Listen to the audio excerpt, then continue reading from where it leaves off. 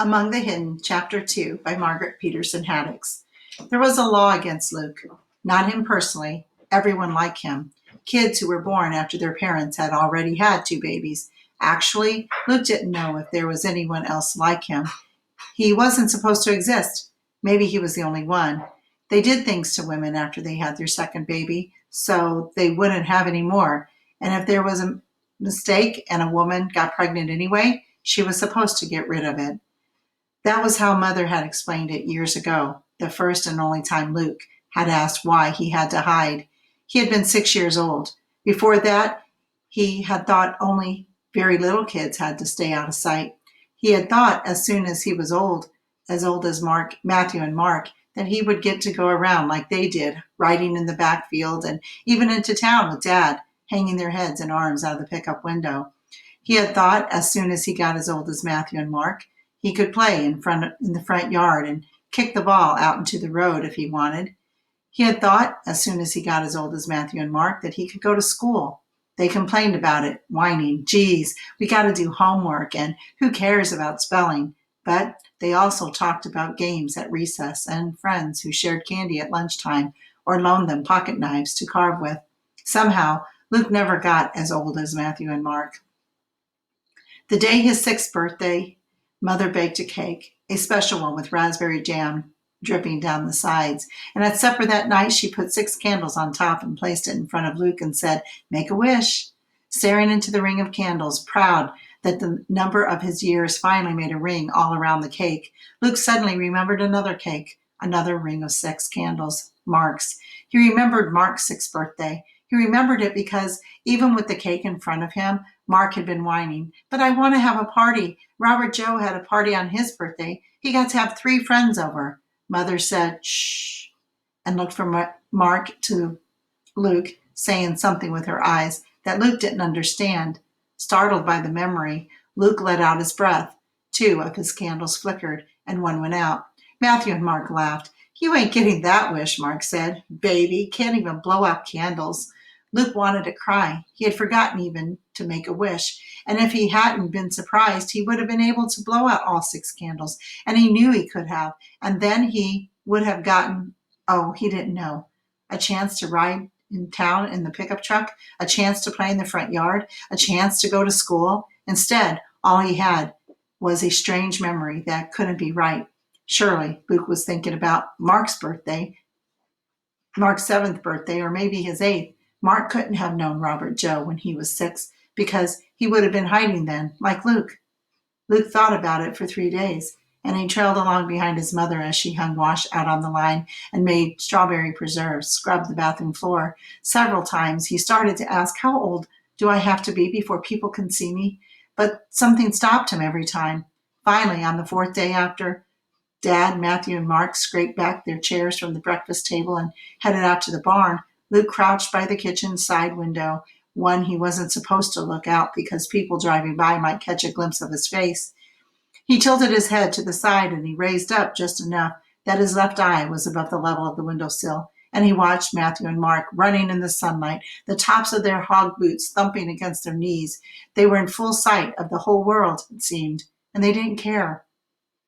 They were racing to the front door of the barn, not the side one off the backyard that Luke always had to use because it was hidden from the road. Luke turned around and he slid to the door out of sight. Matthew and Mark never had to hide, did they? He asked. Mother was scrubbing the remains of scrambled eggs out of the skillet. She turned her head and she looked at him carefully. "No," she said. "Then why do I?" She dried her hands and she left the sink, something Luke had almost never seen her do. If there were still dirty dishes left to be washed, she crouched beside him and she smoothed his hair back from his forehead. "Oh, Lukey, do you really need to know? Isn't it enough to know that things are just different for you?" He thought about that. Mother was always saying he was the only one who would ever sit on her lap and cuddle. She still read bedtime stories to him, and he knew Matthew and Mark thought that was sissified. Was that what she meant? But he was just younger. He'd grow up. Wouldn't he be like them then? With unusual stubbornness, Luke insisted, "I want to know why I'm different. I want to know why I have to hide." So Mother told him. Later, he wished he had asked more questions, but at the time, It was all he could do to listen to what she told him. He felt like he was drowning in a flow of her words. It just happened, she said. You just happened, and we wanted you. I wouldn't even let your dad talk about getting rid of you. Luke pictured himself as a baby left in a cardboard box by the side of a road somewhere, the way Dad said people used to do with kittens back when people were allowed to have pets, but maybe that wasn't what Mother meant.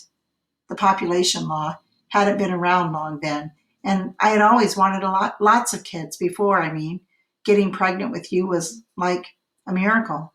I thought the government would get over their foolishness, maybe even by the time you were born, and then I'd have a new baby to show everyone, but you didn't, Luke managed to say. You hid me. His voice sounded strange, hoarse, like it belonged to someone else, and Mother nodded. Once I started showing, I didn't go anywhere. That wasn't hard to do. Where do I go anyway? I didn't let Matthew and Mark leave the farm for fear they'd say something. I didn't even say anything about you in letters to my mother and sister. I wasn't really scared then. It was just superstition. I didn't want to brag. I thought I'd go to the hospital to give birth. I wasn't going to keep you a secret forever, but then what? Luke asked. Mother wouldn't look at him. Then they started running all that on TV about the population police and how the population police has ways of finding out everything how's and how they do anything to enforce the law. Luke glanced toward the hulking television in the living room. He wasn't allowed to watch it. Was that why? And your dad started hearing rumors in town about other babies. Luke shivered. Mother was looking far off into the distance to where the row of new corn plants met the horizon. I always wanted a John, too, she said.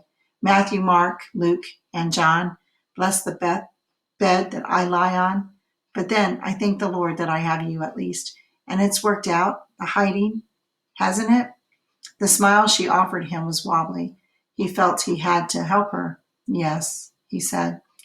And somehow, after that, he didn't mind hiding so much anymore. Who wanted to meet strangers anyway? Who wanted to go to school where, if Matthew and Mark were to be believed, the teachers yelled and the other boys would double cross you if you didn't watch out? He was special. He was secret. He belonged at home. Home, where his mother always let him have the first piece of apple pie because he was there and the other boys were away. Home, where he could cradle the new baby pigs in the barn, climb the trees at the edge of the woods, and throw snowballs at the posts of the clothesline.